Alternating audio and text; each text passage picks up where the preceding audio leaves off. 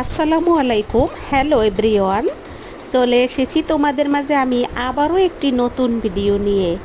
ভিডিওটার সাথে তোমরা থাকবা আমার পরাণের ভাই বোন, আমার দর্শক শ্রোতা বন্ধুরা এবং অডিয়েন্স ভাই বোনেরা এবং শ্রোতা বন্ধুরা, সুধীমণ্ডলী, প্রিয় শ্রোতা বন্ধুরা, তোমরা কেমন আছো? কে কোথা থেকে আমার ভিডিওতে আসো? আমার হাজব্যান্ড কিছু নতুন 9টার ফুল গাছ নিয়ে এসেছে। 9টার ফুল গাছ গ্রামের বাড়িতে খুব ভালোবাসতাম। গ্রামের বাড়িতে কিন্তু মাটিতে ছড়িয়ে ছিটিয়ে লাগিয়ে দিলে হইয়া থাকতো, এখন ঢাকাতে কিনে লাগাইতে হয়।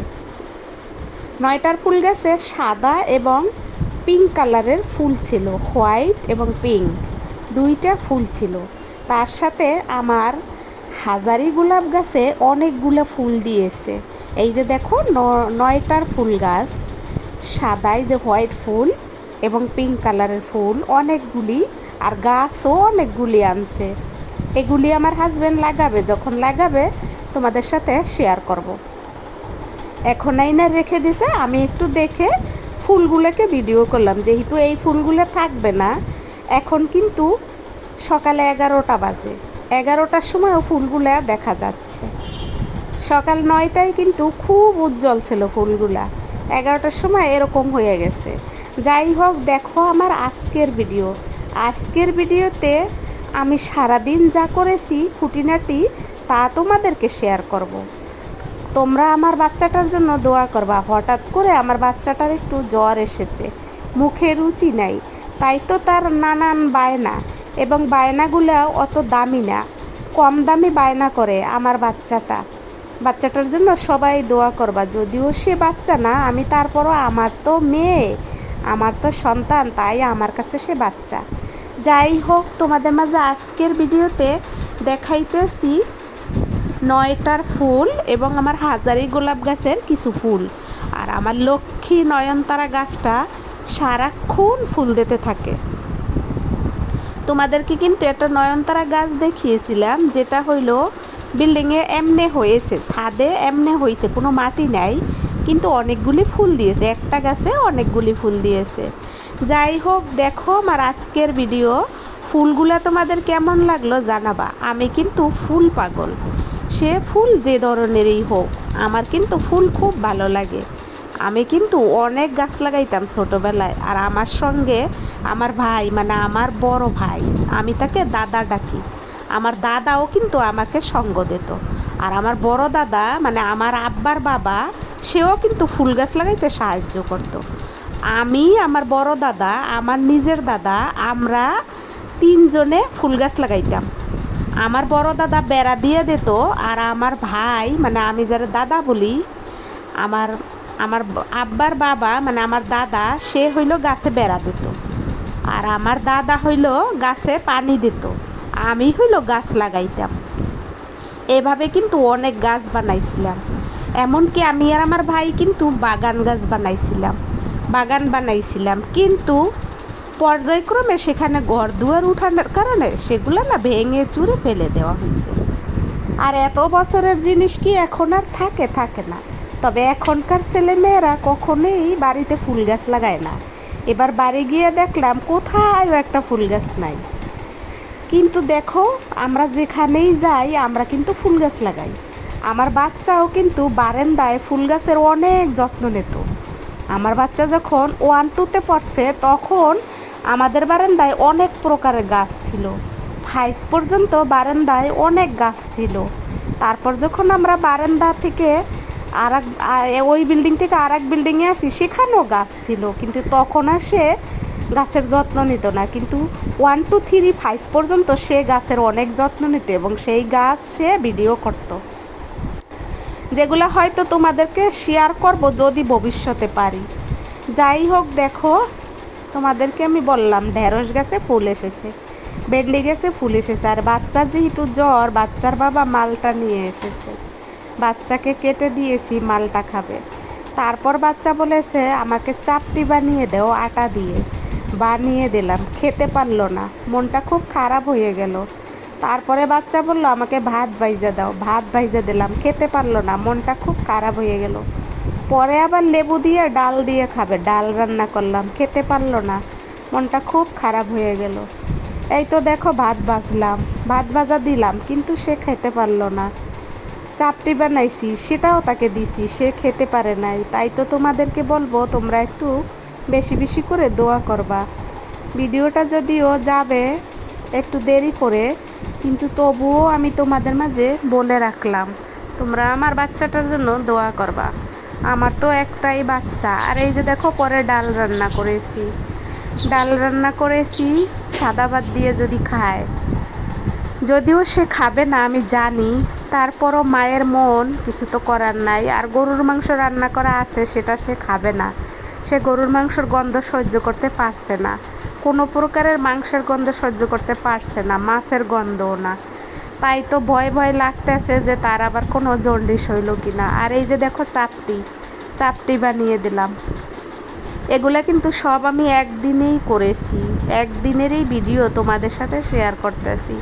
আর পাশাপাশি তাকে কিন্তু আমি জ্বরের ওষুধ দিয়েছি, মুখে খাওয়ার জন্য সিবিট দিয়েছি, আম কেটে দিয়েছি।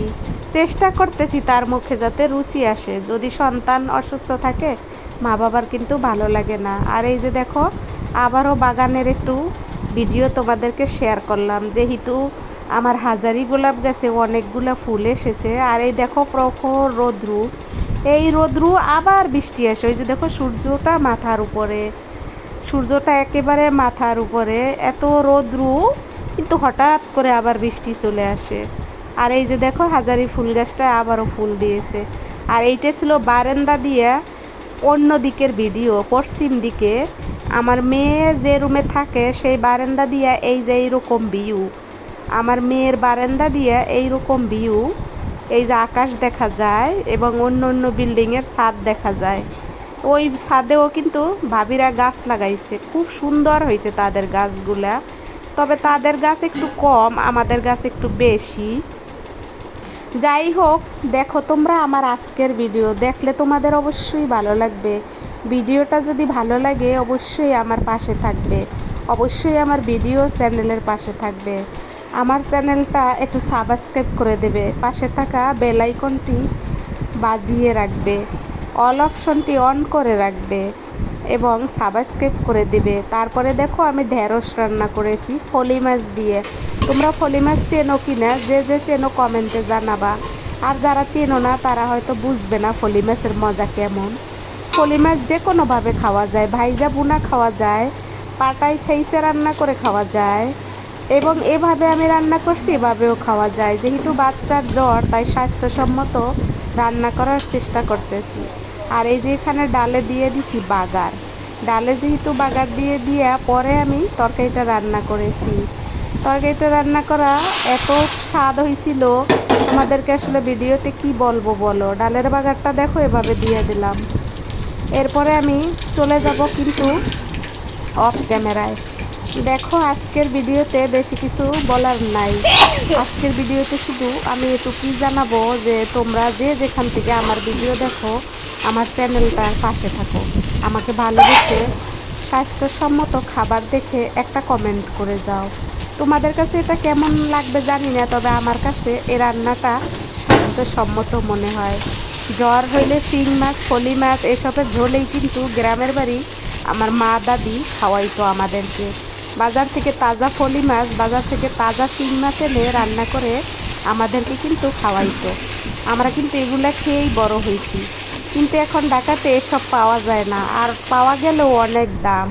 4টা ফলি মাছ রান্না করছি, বেশ বড়, আমি কাটি নাই, আনামার নামেই রান্না করে ফেলেছিলাম। ফলি মাছের স্বাদটা খুবই ভালো লেগেছিল, সুস্বাদু হয়েছিল, রান্নার কালারটাও বেশ হয়েছিল। তোমাদের যদি ভালো লাগে অবশ্যই কমেন্ট জানিয়ে দেবা। আর তোমাদের যদি এভাবে রান্না করে খেতে ইচ্ছা করে খেয়ে দেখতে পারো, আমার তো বেশ লেগেছিল। যাই হোক, আমি তো রেসিপি চ্যানেল দেখাই না, আমি আমার মতন করে যা তা আমি তোমাদের সাথে শেয়ার করি। আবারও বলছি আমার বাচ্চাটার জন্য তোমরা দোয়া করবা। আমার বাচ্চাটা একটু অসুস্থ, আমার বাচ্চাটা যেহেতু অসুস্থ তাই আমি তোমাদের মাঝে দোয়া প্রার্থী, আমি তোমাদের মাঝে দোয়া চাই। দেখো একে একে কিন্তু তোমাদের সাথে কথা কইতে কইতে আমার ভিডিও একেবারে শেষের দিকে, ভিডিওটা একেবারে শেষ প্রান্তে আমি চলে এসেছি। আবারও বলবো দেশের বাহিরে যেসব আপারা, যেসব পরাণের ভাই বোনেরা থাকেন, তারা অবশ্যই নিজের সেভিংস নিজে করবেন। আমি একটা গল্প বলেছি, সেই গল্পে আমি বলেছি যে একজন ভাই তার বোনদের, প্রবাসী বোনদের টাকা গ্রামে বসে বসে ভাঙে ভাঙে খায়। বোনের কথা বলতেও তার শরম লাগে। এটা কিন্তু সত্যি কথা, এটা কিন্তু সত্যি সত্যি কথা বলছি আমি। আমার কাছে রেফারেন্স আছে। যদি আপনারা মনে করেন আমি মিথ্যা বলছি, তাহলে আমি আপনাদেরকে রেফারেন্স দিতে পারবো। তারা কিন্তু অনেকগুলো বোন, 4 বোনেই দেশের বাহিরে থাকে। 4 বোন বাংলাদেশে টাকা পাঠায়, ভাই ভাঙে ভেঙে খায়, অন্য অন্য বোনেরাও খায়, কিন্তু স্বীকার যায় না। বাংলাদেশে তারা অনেক বড়লোকিভাবে বাস করে, কিন্তু স্বীকার যায় না। স্বীকার যায় না যে বোনদের কামাই তারা খায়, এটা স্বীকার যায় না। তাহলে তারা দেশের বাইরে কত কষ্ট করে পরিশ্রম করে টাকাটা দেশে পাঠায়, কিন্তু সেই টাকা গ্রামে যারা আছে বা বাংলাদেশে যারা আছে তারা ভাঙ্গে ভাঙ্গে খায়। এটা তো আসলে অন্যায়। এই জন্যই আমি আপনাদেরকে, প্রবাসী ভাই বোনদেরকে বলবো যে আপনাদের সেভিংস আপনারা নিজেরা করে রাখবেন। নিজেরাই বাংলাদেশে এসে ব্যাংকের সাথে যোগাযোগ করে ব্যাংকে টাকা রেখে যাবেন। নমিনি হয়তো কাউরে দেবেন, কিন্তু নিজের নামে রাখাটাই আমি মনে করি বেটার। তা না হইলে আপনি পরবর্তীতে শেষ জীবনে অনেকটা কষ্ট পাবেন, অনেক কষ্ট পাবেন। যেমন আমার বাবা অনেক সম্পত্তি রেখে গেছে, আমাদের বোনদের কোনো লাভ হচ্ছে না। জানি না এ কথাটা আমার ভাই শুনলে কেমন মনে করবে। যাই মনে করুক, এটা সত্যি। যা সত্যি তা বলতে কিন্তু কোনো দ্বিধা নাই। এরপরে দেখেন রান্নাটা শেষ করে কিন্তু আমি আর আমার হাজব্যান্ড খেয়ে নিয়েছিলাম, আর বাচ্চাকে ভাত বাইজা দিয়েছিলাম, বাচ্চা তো খায় নাই। পরে দেখব ট্রাই করে যে এই ঢেঁড়সের তরকারি দিয়ে সে ভাত খাবে কি না। গোসলের পরে তাকে আবার বলবো। যাই হোক, আজকের ভিডিওটা কেমন লাগছে অবশ্যই কমেন্টে জানাবেন। সবাই ভালো থাকবেন, আমার জন্য দোয়া করবেন। পরবর্তী ভিডিওর জন্য আমন্ত্রণ জানিয়ে আজকের মতো বিদায় নিতে চাচ্ছি। এ পর্যন্ত সবাই ভালো থাকুন। আসসালামু আলাইকুম, আল্লাহ হাফেজ, পরে দেখা হবে।